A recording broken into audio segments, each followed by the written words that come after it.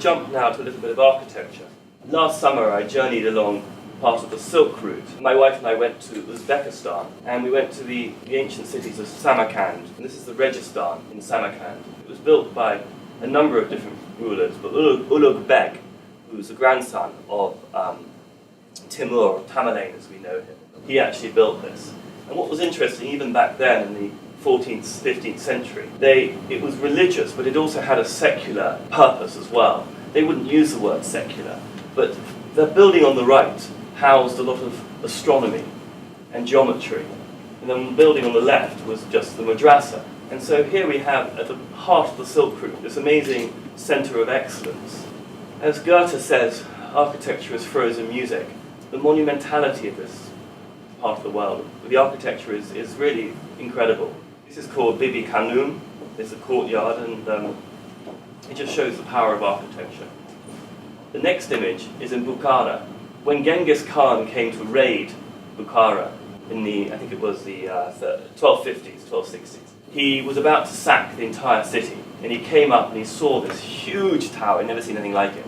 And as he looked up, his cap, his hat fell off the back of his head, and he took that as an auspicious moment, saying, "No, I'm not going to sack it." And he left the entire city as it was, as it is. When I was at university in Italy, I remember going to Venice quite a lot. And of course you see the great campanile in St. Mark's, or you go to Chartres Cathedral, and from 40 miles away you see these tall structures. And again, this sense of east and west, they all have very similar functions, whether it's the bell tower of the campanile in Venice, or the minaret here across the desert plains. You see this as an imposing figure almost, from many, many miles away.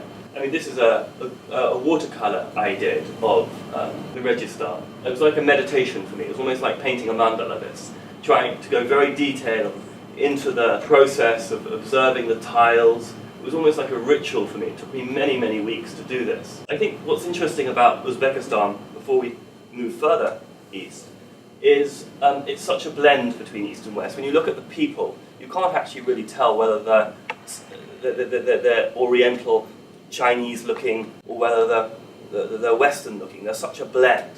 And of course, Uzbekistan is so unusual in the sense of the Russians have controlled this sphere for the last 100 years, or more actually, 150, 200 years.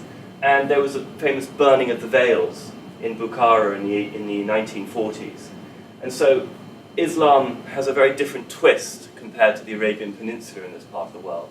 And then, of course, underneath all these monuments, you have Buddhist, Manichaean, Nestorian Christians, multiple layers of religion that exist in this part of the world.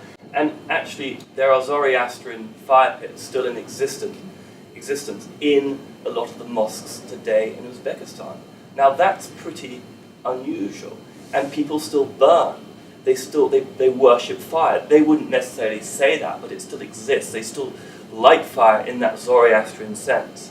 And it's little corner votive offerings you see in bits of the certain mosques in Uzbekistan.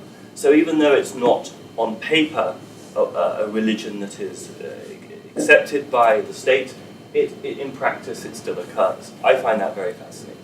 A blending, a syncretic approach to understanding what existed before and what might come in the future. I also think, going back to the notion of the corpus callosum and the East meets West, we have to sometimes soften our very deductive, masculine, analytical side of our natures, which can end up going towards a form of reductionism, and dare I say it, nihilism, because we are so obsessed with the component parts. Because of course, if we study the history of the West and the Enlightenment, going to the detail was very important at one point. But surely the 21st century, whether you take an archetypal, astrological, or cosmological approach, whatever your language, your lexicon, your cartography, we have to try and do this dance from the nuts and bolts, the structure, to the gestalt, the big picture. And until we do that, I think it's going to be messy. And I think that's really the life work for me as an artist. I'm quite a private person, so I'm not particularly comfortable making big speeches. But I really feel that is what we've all got to do in our own area of expertise. Whatever we do in this life, we have to be able to do the detail, but then think big picture. And that's part of that dance between East and West, or if you like, between emotional and rational. I mean, Nietzsche put it a different way. He said the dance between the Dionysian and the Apollonian. Hegel said antithesis, thesis, or thesis, antithesis, synthesis. There's so many ways to articulate it, but we must get on and do it.